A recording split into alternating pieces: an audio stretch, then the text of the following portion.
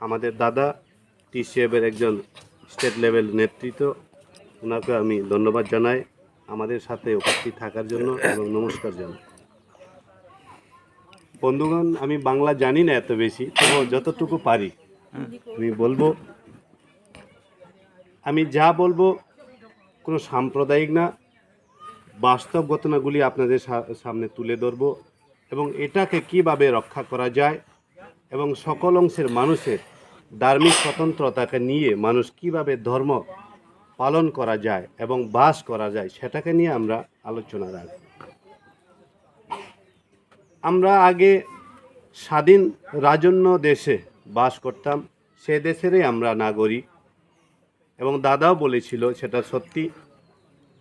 যখন বর্তমান বাংলাদেশে কিছু কিছু অঞ্চলে সাম্প্রদায়িক দাঙ্গা হয়েছিল, তখন এখানে এসেছিল অনেক বাঙালি, আগেও ছিল, কিন্তু তাদেরকে আশ্রয় দিয়েছিল আমাদের মহারাজারা। তা আজকে তারাও মহারাজের প্রজা, তার মানে তারা বাংলাদেশি না। তবে কিছু কিছু লোক বাংলাদেশ থেকে কিছু কম সময়ে মানে অল্প সময় এসেছে, তাও ঠিক, তাই বলে এ না কি সব বাঙালিই বাংলাদেশি। কিন্তু আমরা দেখেছি সম্প্রতিকালে বাংলাদেশের শারদীয় উৎসবের সময় একটা ঘটনা হয়েছিল, সেটা হওয়া উচিত ছিল না। সে ঘটনাকে কেন্দ্র করে আমাদের পার্শ্ববর্তী রাষ্ট্রে যে ঘটনা ঘটেছিল সেটাকে উড়িয়ে নিয়ে এসেছিল আমাদের এই রাজ্যে।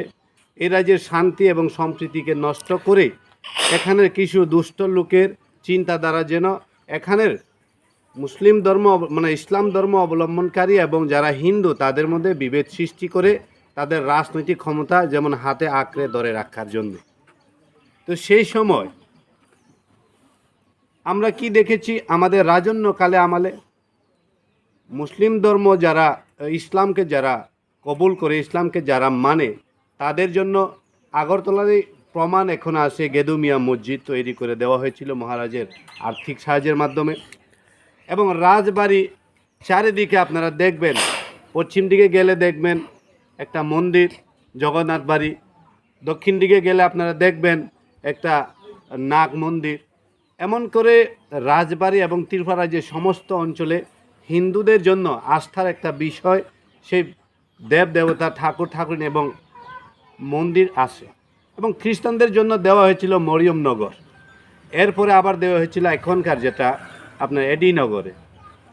এবং এরপরেও যারা বুদ্ধিস্ট ধর্মকে মানে বিশ্বাস করে তাদের জন্য বর্তমান বুদ্ধ মন্দিরে স্থান দেওয়া হয়েছিল। তাহলে আমাদের রাজন্য স্বাধীন রাজন্য কালেও ধার্মিক স্বতন্ত্রতা ছিল। তাই আজকে দিনে আমরা দেখেছি কিছুদিন মানে বিগত যে ঘটনা হয়েছিল সে কথা আমি বলেছিলাম, উল্লেখ করেছিলাম। সেই সময় কিছু সাম্প্রদায়িক মনোভাব যারা মনে রাখে এখানের হিন্দু এবং মুসলিমের মধ্যে বিভেদ সৃষ্টি করে তাদের রাজনৈতিক ক্ষমতা দীর্ঘায়ু করার জন্যই এই ঘটনাটা করেছিল। আপনারা জানেন ত্রিপুরা রাজ্যে 23টি মসজিদে ভাঙচুর করার চেষ্টা করা হয়েছিল, ছোট বড়, এবং বেশি হয়েছিল আপনাদের পানিসাগর এলাকায়।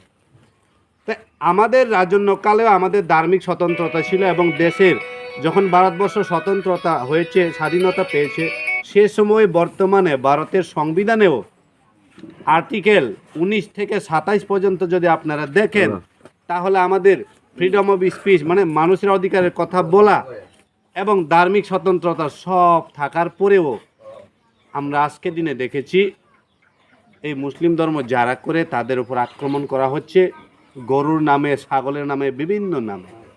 তাহলে আমাদের মহারাজ সেই ত্রিপুরায় ঘটনা ঘটেছিল, সে সময় কোনো রাজনৈতিক নেতা এই অঞ্চলে এই এলাকার বিধায়ক এবং ত্রিপুরা রাজ্যে বিভিন্ন দলের মন্ত্রী মানে প্রাক্তন মন্ত্রী থেকে শুরু করে কোনো বিধায়করাও একটাও প্রতিবাদে বাসায় খরচ করে না তাদের মুখে থেকে। কে প্রতিবাদ করেছিল? আমাদের মহারাজা। আমাদের মহারাজা প্রতিবাদ করার পরে ওই ঘটনাগুলি শান্ত হয়েছিল। তাই আমরা চাই আজকে দিনে আমাদের হিন্দু ভাইরাও তাদের ধর্ম স্বতন্ত্রতাভাবে পালন করতে পারে, আমাদের মুসলিম ভাইরাও তাদের আজান ঠিক মতে ঠিক সময়ে দিতে পারে। এই চিন্তাধারাকে নিয়ে আমাদের মহারাজা একটি দল গঠন করেছে, সেই দল হলো টিপ্রা মথা।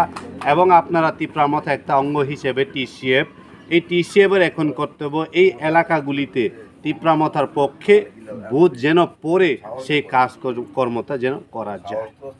তাহলে আমরা এটুকু বলতে পারি, আমাদের মহারাজ কোনো ধর্মীয় সংখ্যালঘুই বলুক বা বিভিন্ন জাতের যা কিছুই বলুক, কিন্তু আমরা সর্বপ্রথম এটা জানতে হইব আমরা মানুষ, সে ঈশ্বরকে মানক, আল্লাহকে মানক, সে ভগবানকেই মানক।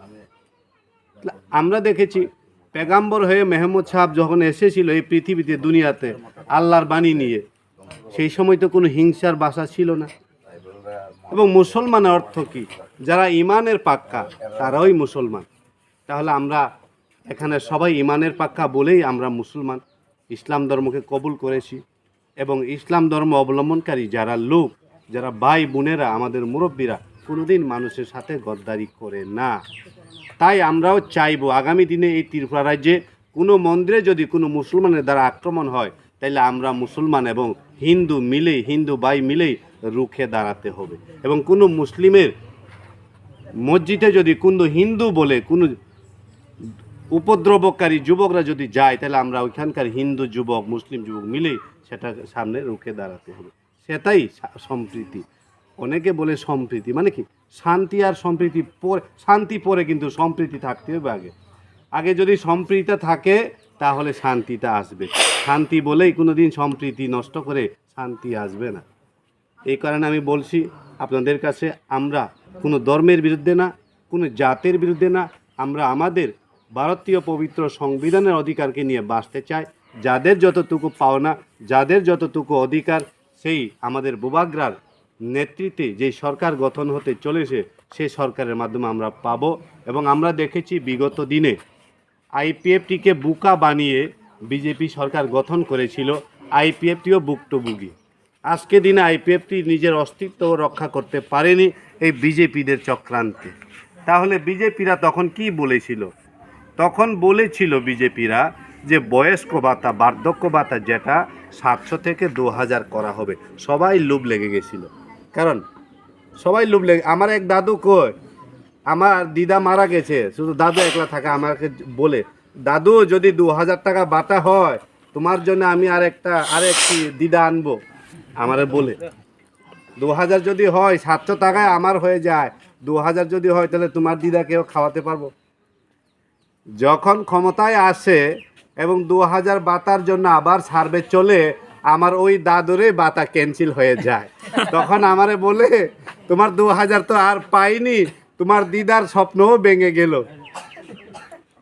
তো এমন করে যে সরকার এসেছে, এই সরকার আবার কি বলছে?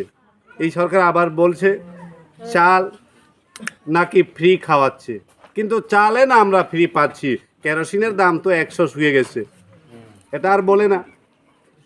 কেরোসিন তেলের যা দাম 100-তে ছুঁয়ে গেছে, এটা আর বলে না, শুধু বলছে চাল মাগনা খাওয়াচ্ছে।